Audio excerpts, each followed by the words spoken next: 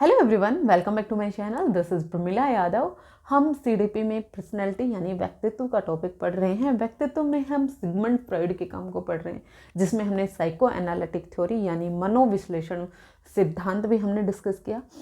Sigmund Freud की theory थी psychosexual theory यानी मनोलैंगिक पर्सनैलिटी का सिद्धांत भी हमने डिस्कस किया। उसके अलावा हमने इड ईगो सुपर ईगो के बारे में डिस्कस किया। उसके अलावा हमने कॉन्शियस माइंड, सब कॉन्शियस माइंड, अनकॉन्शियस माइंड के बारे में डिस्कस कर लिया है। अगर आपको इन टॉपिक में कहीं भी डाउट है तो आप प्लेलिस्ट चेक कर लीजिए। पर्सनैलिटी से के नाम से एक प्लेलिस्ट बनी हुई है जिसमें आपको पर्सनैलिटी के सारे टॉपिक्स मिल जाएंगे। आज अगेन एक इम्पॉर्टेंट टॉपिक है जो है डिफेंस मैकेनिज्म यानी रक्षात्मक युक्तियाँ।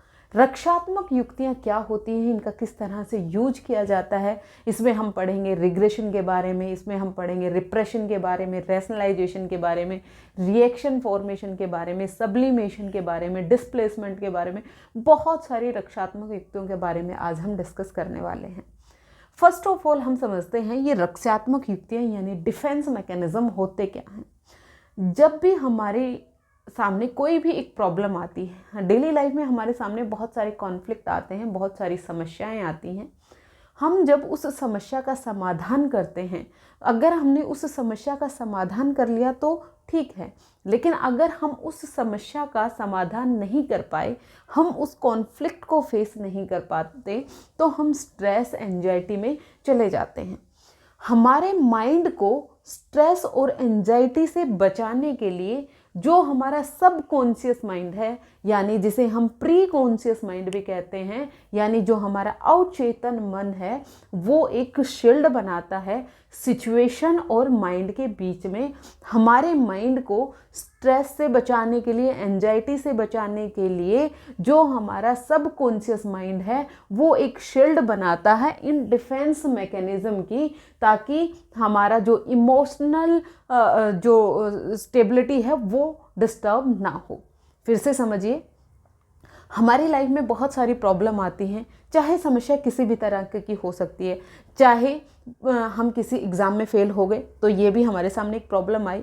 हमारे सामने कोई भी एक सिचुएशन है जिससे हमें डील करना है, हमारे पेरेंट्स को हमें किसी बात को लेके मनाना है, या फिर हमें कोई फेलियर हुआ, हमें उसके साथ डील करना है। हमारा कोई बहुत क्लोज है जिसकी डेथ हो गई है, हमें उस सिचुएशन से डील करना है।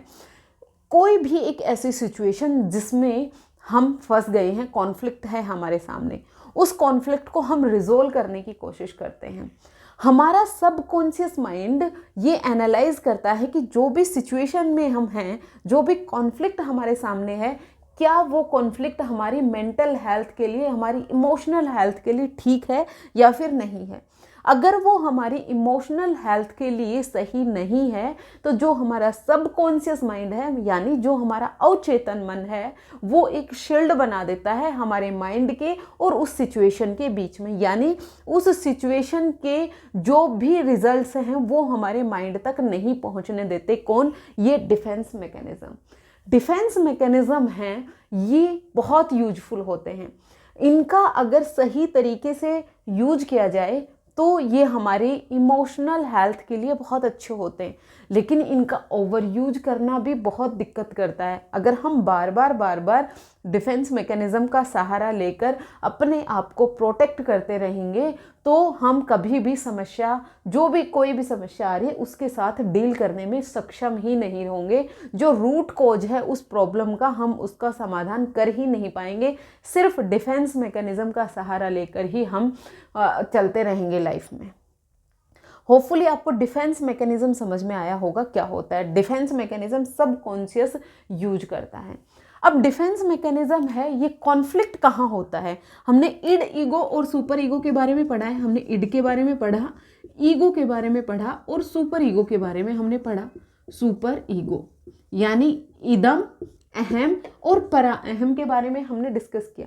जो इड है ये प्लेजर प्रिंसिपल पर काम करती है, यानी जो चाहिए वो चाहिए। इसी टाइम ये अपने सुखवादी सिद्धांत पर बेस्ड होती है। ये सुख चाहती है, प्लेजर चाहती है। कोई भी सिचुएशन हो, जो चीज़ इसको चाहिए वो चाहिए, चाहे किसी भी कंडीशन में चाहिए।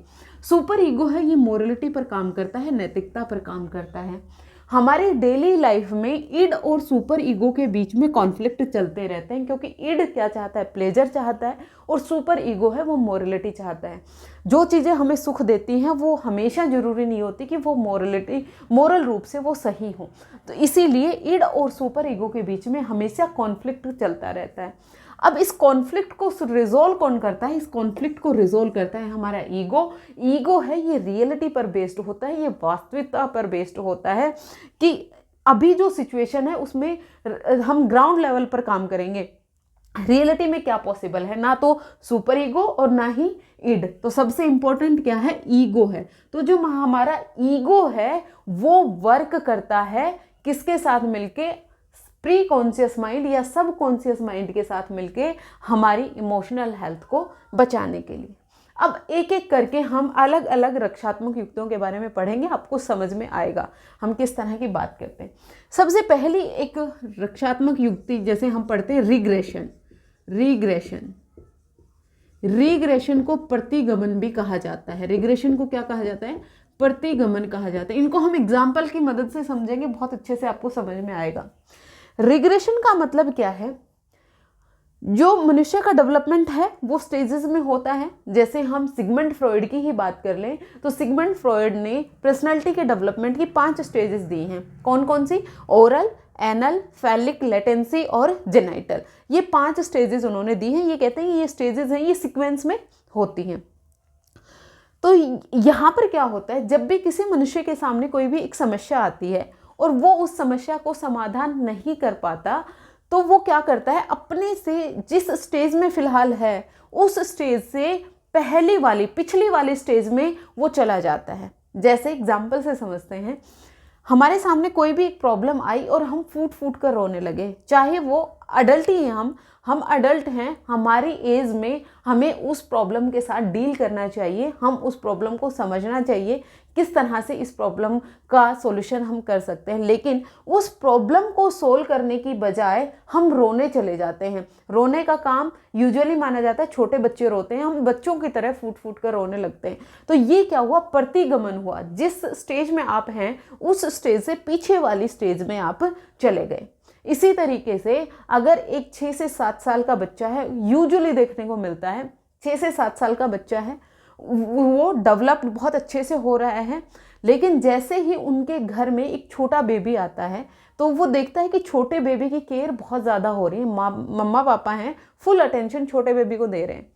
तो जो वो 5-6 साल का बच्चा है, अब उसे लगता है कि मम्मा पापा हैं वो मुझे अटेंशन नहीं दे रहे, मुझे कम प्यार कर रहे हैं, तो वो भी ज़बरदस्ती आपकी गोद में आके बैठ जाएगा, बिल्कुल ऐसे बिहेव करेगा जैसे वो न्यूबॉर्न बेबी को मम्मी पापा केयर कर रहे हैं। वो भी चाहता है कि मम्मा पापा मेरी भी केयर वैसे ही करें जैसे न्यूबॉर्न बेबी की हो रही है। हालांकि अभी वो उस स्टेज में नहीं है जिस स्टेज में न्यूबॉर्न बेबी है, लेकिन वो उसी तरह से रिएक्ट करता है, उसी तरह से बिहेव करता है। यहाँ पर उसके सामने कॉन्फ्लिक्ट आ रहा है कि उसे माँ पापा का अटेंशन चाहिए, लव चाहिए, अफेक्शन चाहिए, उसे उतना नहीं मिल रहा है। तो उसने उस रूट कॉज पर काम करने की बजाय वो पहले वाली स्टेज में आ गया और वहाँ पर वो उस तरह से बिहेव करने लगा जैसे न्यूबॉर्न बेबी बिहेव कर रहा है। तो ये जो डिफेंस मैकेनिज्म है ये क्या है? रिग्रेशन है। ये क्या है? प्रतिगमन होता है। जिस स्टेज में आप फिलहाल हैं उस स्टेज से पीछे वाली स्टेज में जाकर एक 5-6 साल का बच्चा भी कर सकता है और एक अडल्ट, एक युवा भी प्रतिगमन डिफेंस मैकेनिज्म का यूज कर सकता है। अब दूसरा देखते हैं। दूसरा है आपका रैशनलाइजेशन।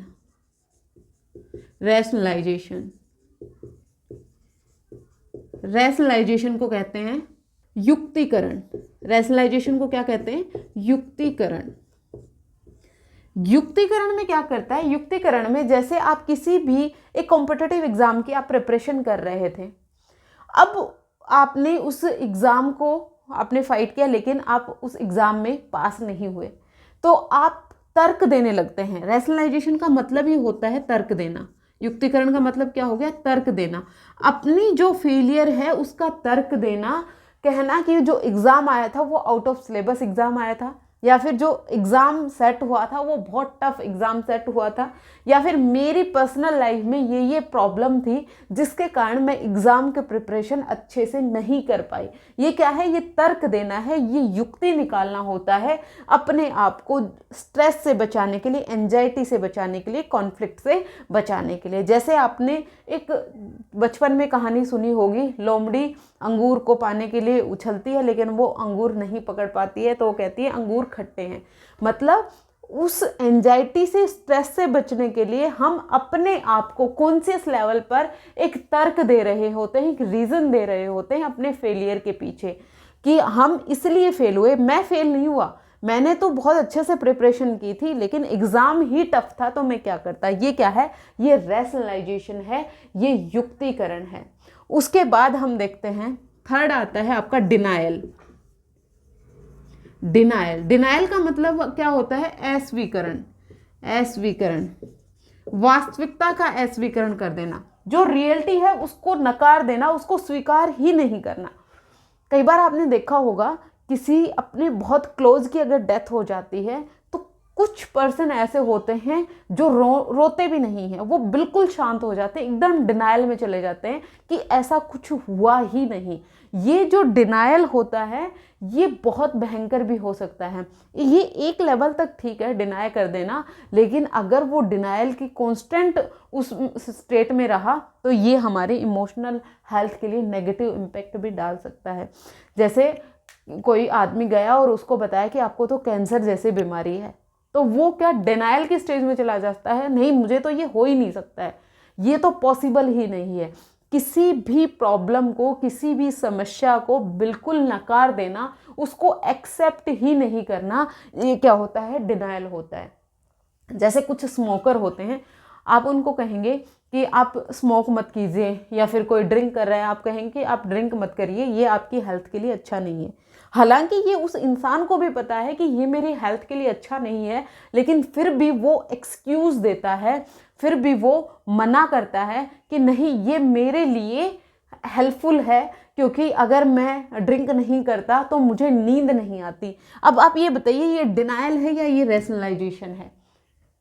ये यहाँ पर रीज़न दे रहा है, यहाँ पर ये तर्क दे रहा है। उसे ये पता है कि जो वो ड्रिंक कर रहा है उससे ना तो उसके डाइजेशन में कुछ हेल्प मिल रही है, ना ही उसे उससे नींद आने में कोई हेल्प मिल रही है, उसकी हेल्थ के लिए वो खतरा है, उसे इस बात का पता है, लेकिन फिर भी वो क्या दे रहा है, तर्क दे रहा है, फिर भी वो रीज़न दे रहा है। तो जहाँ पर भी तर्क दिया जाएगा वो तो होगा युक्तिकरण, लेकिन यहाँ पर उसे वो बिल्कुल डिनाई कर देगा, नहीं ऐसा तो है ही नहीं।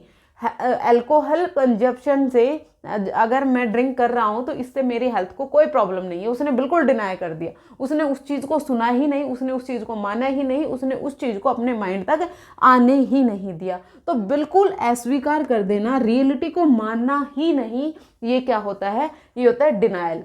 फिर आता है आपका रिप्रेशन, फोर्थ है रिप्रेशन। रिप्रेशन को हम बोलते हैं दमन कर देना, दमन करना। जो रिप्रेशन होता है ये अनकॉन्शियस लेवल पे होता है। कौन से?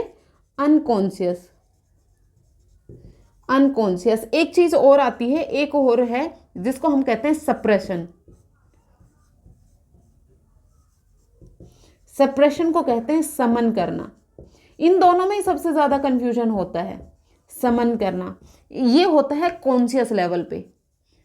ये कौन से लेवल पे होता है? ये कॉन्शियस यानी चेतन मन में होता है। ये होता है चेतन मन में और ये होता है अचेतन मन में। ये कहाँ होता है? अचेतन मन में, अनकॉन्शियस माइंड में। रिप्रेशन का मतलब क्या हुआ? दमन करना। हमारी लाइफ के में कुछ ऐसी यादें हैं जिनको हम अनकॉन्शियसली भूल जाते हैं। जैसे बचपन में कोई भी एक आपके साथ बुरी याद है कि अर्ली चाइल्डहुड की या लेटर चाइल्डहुड की बात करें, बचपन में कोई एक ऐसी घटना घटी जिसको आप अभी भूल गए हैं। कभी आपके पेरेंट्स ने आपको बहुत बुरी तरह डांटा हो, या आपके घर में चोरी हुई हो, या फिर कोई ऐसी बीमारी हुई हो आपके माता पिता को लेके। उस टाइम वो बहुत ज़्यादा स्ट्रेस में, एंजाइटी में थे, लेकिन अनकॉन्शियसली धीरे धीरे आप उन चीज़ों को भूल गए हैं। तो वो कैसा होता है? अनकॉन्शियसली होता है, वो अचेतन मन में अपने आप चली जाती हैं। लेकिन सप्रेशन क्या होता है, जानबूझ के ऐसी चीज़ें, ऐसी यादें जिनको हम जानबूझ के दबा रहे हैं, सप्रेस कर रहे हैं, जिनको हम कॉन्शियस लेवल पे कर रहे हैं, चेतन मन में हम उन चीज़ों को याद नहीं रखना चाह रहे हैं, इसलिए हम उसको हमारे अनकॉन्शियस माइंड में धकेल रहे हैं। जैसे माता पिता का डाइवोर्स हो गया, हम इन चीज़ों को याद नहीं रखना चाहते। जब कोई भी इंसान जानबूझ के कुछ चीज़ों को याद नहीं रखना चाहता, वो जानबूझ के उन चीज़ों को कॉन्शियस लेवल पे अपने अनकॉन्शियस माइंड में भेज देता है, तो वहाँ पर क्या होता है, सप्रेशन होता है। और टाइम के साथ साथ जो चीज़ें हम खुद ब खुद भूल गए वो किस में आएगा, रिग्रेशन में आएगा। जो भी हमारी अनफुलफिल्ड डिज़ायर होती हैं, जो भी हमारा अग्रेशन है, हमारी सेक्सुअल डिज़ायर्स हैं, वो सब कहाँ पर स्टोर होती हैं, वो सब हमारी अनकॉन्शियस माइंड यानी अचेतन मन में जाकर स्टोर हो जाती है। ऐसा नहीं है कि ये रिप्रेशन और सप्रेशन के कारण जो मेमोरीज हमारी अनकॉन्शियस माइंड में चली गई वो वापस नहीं आती, वापस आती हैं, वो अनकॉन्शियसली ही वापस आती हैं, वो उस बिहेवियर में आती हैं जिसका हमें पता भी नहीं होता। जब हम कोई भी व्यवहार कर रहे होते हैं तो ये जो कटु स्मृतियां हैं ये हमारे माइंड में आती भी हैं। जैसे कोई भी एक स्पेसिफिक नाम है जिसको आप भूलना चाहते हैं, आप उसको भूल गए हैं, आपको अभी याद नहीं है, लेकिन जैसे ही आप वो नाम सुनेंगे तो तुरंत वो आपको याद आ जाता है। मतलब अनकॉन्शियस माइंड से भी आपको कॉन्शियस माइंड में आ सकता है, लेकिन वो रेगुलरली नहीं आता। वो रेगुलरली नहीं आता, जब उससे रिलेटेड कुछ चीज़ें आप देखते हैं, सुनते हैं, तो वो आता है, वो हमारे बिहेवियर में देखने को मिलता है। लेकिन जो अनकॉन्शियसली धीरे धीरे हम खुद ब खुद भूल गए हैं, जो अभी हमें याद नहीं आ रहा है, वो रिप्रेशन होता है। और सप्रेशन जिसको हम जानबूझ के दबा रहे हैं हमारे कॉन्शियस माइंड से, ये है, ये जो सप्रेशन करके जो मेमोरीज हमने भेजी हमारे अनकॉन्शियस माइंड में, ये बहुत भयंकर, बहुत ड्रास्टिक तरीके से हमारे कॉन्शियस माइंड में आती हैं और जो हमारे बिहेवियर को प्रभावित करती हैं। फिर आता है आपका सब्लिमेशन, फिर है 6th है सब्लिमेशन। सब्लिमेशन, जो सब्लिमेशन है इसका मतलब होता है उदात्तीकरण। उदात्तीकरण, इसकी हिंदी आप देख लीजिएगा, उदात्तीकरण कहते हैं सब्लिमेशन को, यानी अपनी एनर्जी को चैनलाइज करना। एनर्जी को चैनलाइज किस तरह से करना, आपको अभी बहुत ज़्यादा अग्रेशन आ रहा है, बहुत ज़्यादा गुस्सा आ रहा है किसी भी बात पर, आप चुप होकर आप बाहर चले गए टहलने के लिए, तो आपने क्या किया, जो आपकी एनर्जी गुस्से के रूप में बाहर निकलनी थी, मान लीजिए आपकी किसी के साथ लड़ाई हो रही है, अपने पार्टनर के साथ लड़ाई हो रही है, तो आप उसके साथ लड़ने की बजाय आप चुप होके आप बाहर वॉक पे चले गए, या फिर आप अपने दूसरे काम में लग गए। आपने जो अग्रेशन था, अपनी जो एनर्जी थी, उसको चैनलाइज कर दिया दूसरे तरीके में। आप में बहुत ज़्यादा गुस्सा भरा हुआ है, तो उस गुस्से को आप किसी को मारेंगे तो नहीं, अगर आप मारेंगे तो वो एंटी सोशल हो जाएगा, सोशली रूप से आपको एक्सेप्टेबल नहीं होगा। तो जो सोसाइटी में अनएक्सेप्टेबल वे है उसको आपने चेंज कर दिया एक्सेप्टेबल वे में। जैसे जो मिल्खा सिंह थे, उनमें बहुत ज़्यादा अग्रेशन था, बहुत ज़्यादा गुस्सा था, तो उन्होंने अपना गुस्सा निकाला दौड़ के। उन्होंने क्या किया, जो उनका अग्रेशन था उसको उन्होंने चैनलाइज कर दिया, किसमें, दौड़ने में और रेस लगाने में। तो वो सोसाइटी ने भी एक्सेप्ट भी किया, उसको अप्रिसिएशन भी मिला, और उसकी जो एनर्जी थी, उसका जो एग्रेशन था वो भी निकल गया। तो ये जो सब्लिमेशन होता है, इसमें क्या होता है, channelise the energy in the society. ऐसे वे में आपको अपनी एनर्जी को चैनलाइज करना है ताकि सोसाइटी उसको एक्सेप्ट कर सके। ये होता है आपका सब्लिमेशन। फिर आता है आपका डिस्प्लेसमेंट। डिस्प्लेसमेंट, डिस्प्लेसमेंट को कहते हैं विस्थापन। विस्थापन, विस्थापन का मतलब क्या है, जो आपका अग्रेशन है वो आप एक ऐसे इंसान पर निकालें जो आपसे डरता है, या फिर आपके जितना वो आपको वापस नहीं मार सकता। जैसे एग्जाम्पल से समझते हैं, आपके किसी भी बराबर वाले, आपके कोवर्कर के साथ, आपके कुलीग के साथ, या फिर अपने भाई के साथ आपका झगड़ा हो गया, आपके पार्टनर के साथ आपका झगड़ा हो गया। अब आप उस पार्टनर को तो कुछ नहीं कह सकते, अपने भाई को कुछ नहीं कह सकते, अपने बॉस को कुछ नहीं कह सकते, अपने कोवर्कर को कुछ नहीं कह सकते। वो जो गुस्सा है वो आपने निकाला अपने बच्चों पे। ये क्या हुआ, ये हुआ डिस्प्लेसमेंट, ये हुआ विस्थापन करना। आप एक ऐसे आदमी का गुस्सा, अब बॉस का गुस्सा आप उसी पे निकालेंगे तो वो आपको जॉब से निकाल देगा। आपको ये पता है कि मैं ये गुस्सा यहाँ पर नहीं निकाल सकता, लेकिन अग्रेशन आपको रिलीज करना है क्योंकि आप डिफेंस मैकेनिज्म का यूज कर रहे हैं। आपको अपने माइंड को, अपनी जो इमोशंस हैं उसको आपने स्टेबल रखना है, तो उस एनर्जी को आपने कहीं ना कहीं निकालना है। तो वो एनर्जी आप कहाँ निकाल रहे हैं? ऐसे लोगों पे निकाल रहे हैं जो आपको वापस से आपको नहीं मारेंगे, वापस से आपको नहीं डांटेंगे। तो ये क्या हुआ? ये हुआ विस्थापन, ये हो गया आपका डिस्प्लेसमेंट करना। किसी और का गुस्सा, किसी और का अग्रेशन आप किसी और पर निकाल रहे हैं, ये होता है डिस्प्लेसमेंट। डिस्प्लेसमेंट के बाद सब्लिमेशन हो गया, रैशनलाइजेशन हो गया, फिर आता है आपका प्रोजेक्शन, फिर है आपका प्रोजेक्शन। प्रोजेक्शन प्रोजेक्शन का मतलब हो गया प्रक्षेपण करना। प्रक्षेपण, प्रक्षेपण का मतलब क्या है? अपनी गलती दूसरों पर डाल देना, प्रोजेक्ट कर देना, खुद को गलत ना मानकर अपनी गलती को दूसरों पर डाल देना, यही होता है प्रोजेक्शन। आपको पता है आपको कोई भी इंसान पसंद नहीं है, आपका इड कह रहा है कि मुझे वो इंसान पसंद नहीं है, लेकिन आपका सुपर ईगो कह रहा है कि आप उसे डायरेक्ट ये नहीं बोल सकते कि मुझे वो इंसान पसंद नहीं है। तो आप क्या करेंगे? आप प्रोजेक्शन करेंगे, अपनी गलती दूसरे पर थोप देंगे। आप कहेंगे कि वो इंसान ही मुझे पसंद नहीं करता। ये क्या है? ये प्रोजेक्शन है। प्रक्षेपण को आप दोष प्रत्यारोपण भी कह सकते हैं। क्या कह सकते हैं? दोष प्रत्यारोपण।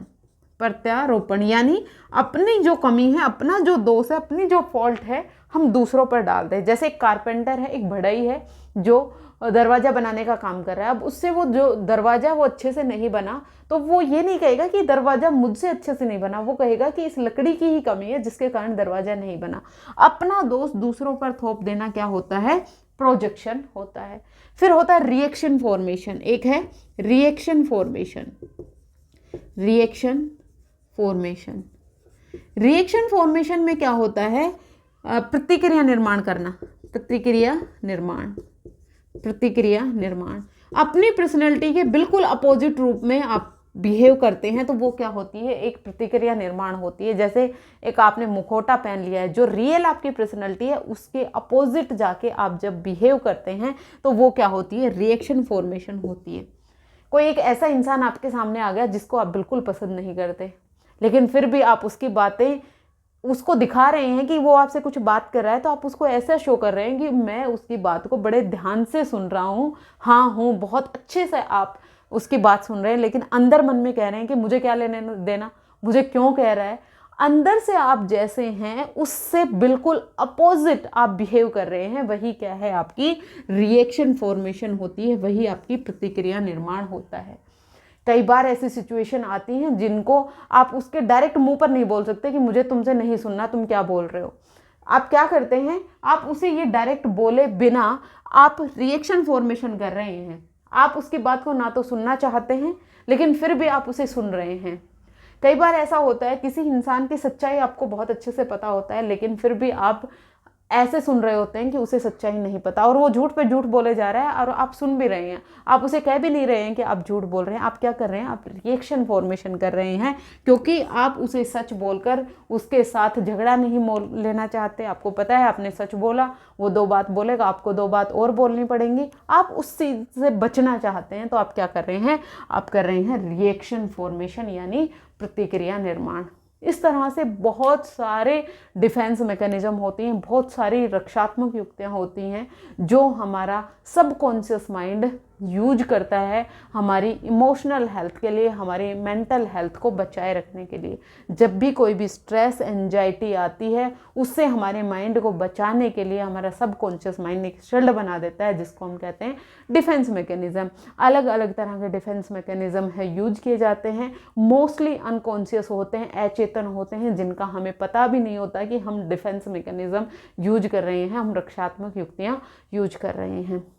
होपफुली आपको रक्षात्मक युक्तियाँ क्लियर हुई होंगी। मोस्टली यहीं से आपसे क्वेश्चन पूछे जाते हैं, वैसे बहुत सारे होते हैं। एक डे ड्रीमिंग होता है, जैसे दिवा स्वप्न देखना हो गया।